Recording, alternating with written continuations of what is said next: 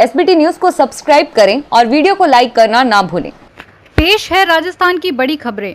जैसलमेर जिले के रामदेवरा के पास विरमदेवरा गांव में बीती रात को एक ट्यूबवेल पर कार्य करते वक्त करंट लगने से एक ही परिवार के 3 लोगों की मौत हो गई।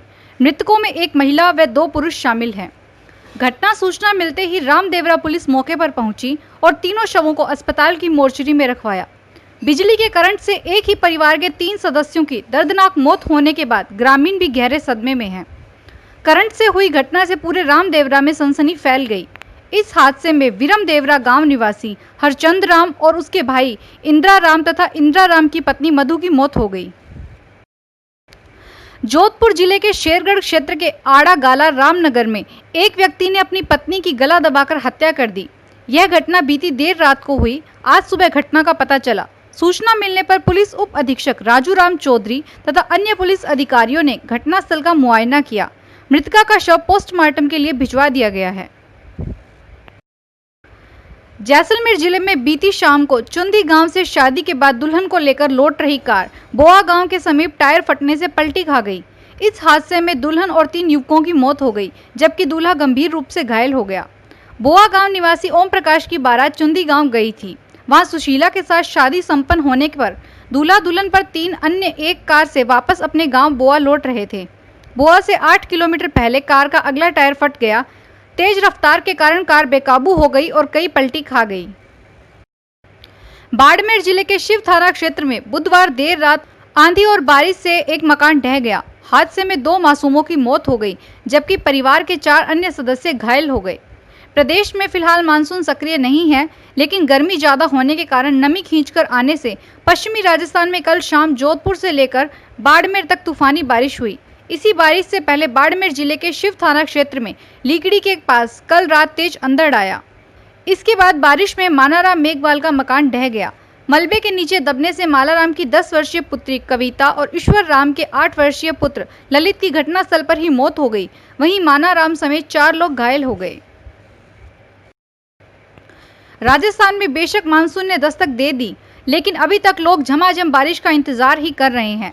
कुछ एक इलाकों को छोड़कर पूरे प्रदेश में गर्मी लोगों को परेशान कर रही है और अभी तक मानसून के आने का एहसास भी नहीं हो पाया है। सुस्त पड़ी मानसून की गतिविधियों के बीच मौसम विभाग ने पश्चिमी राजस्थान के बीकानेर और जोधपुर संभाग में लू की चेतावनी जारी की है। इसके साथ ही पूर्वी राजस्थान के कई इलाकों में हल्की बारिश की संभावना भी जताई है।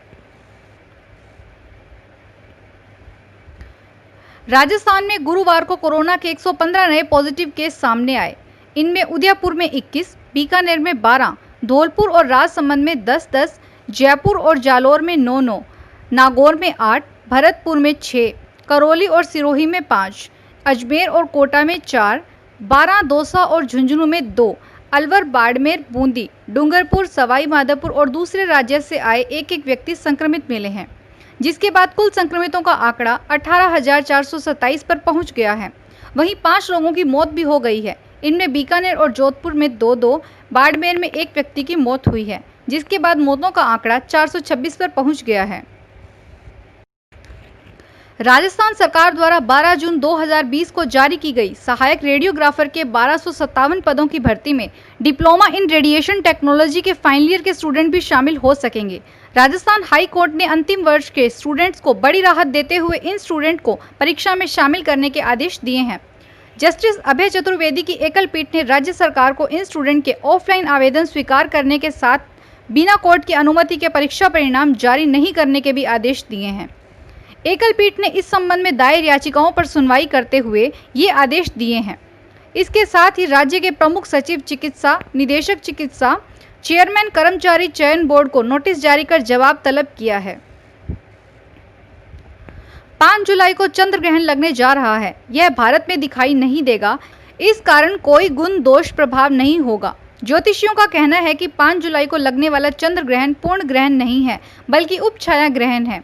हरेक चंद्र ग्रहण के घटित होने से पहले चंद्रमा पृथ्वी की उपछाया में अवश्य प्रवेश करता है, जिसे चंद्र मालिन्य कहा जाता है। इसके बाद ही वह पृथ्वी की वास्तविक छाया में प्रवेश करता है, तभी उसे वास्तविक ग्रहण कहा जा सकता है।